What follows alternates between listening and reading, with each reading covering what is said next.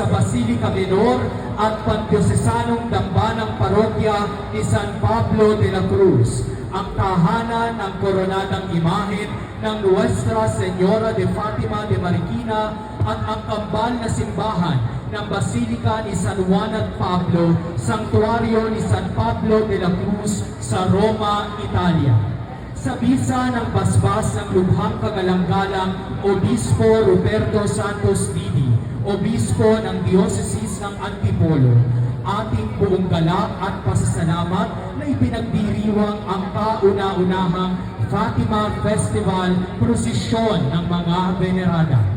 Bukod tangi at makasaysayan ang araw na ito sapagkat matapos ang 50 taon ng pagkatatag ng ating abang parokya at dambana, iginawad sa atin ng Santo Papa ang karangalang maitaas sa antas ng Basilica Menor, isang natatanging biyaya na nagpapatibay sa ating misyon bilang dambanang pangdiocesis at tahanan ng masidhing debosyon kay San Pablo de la Cruz.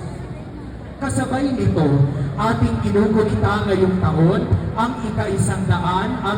anibersaryo ng mga pagpapakita ng mahal na Birhen ng Fatima sa Portugal. Isang mahalagang pangyayari patuloy na nagbibigay liwanag at pag-asa sa simbahan sa gitna ng mga pagsubok ng sanlibutan.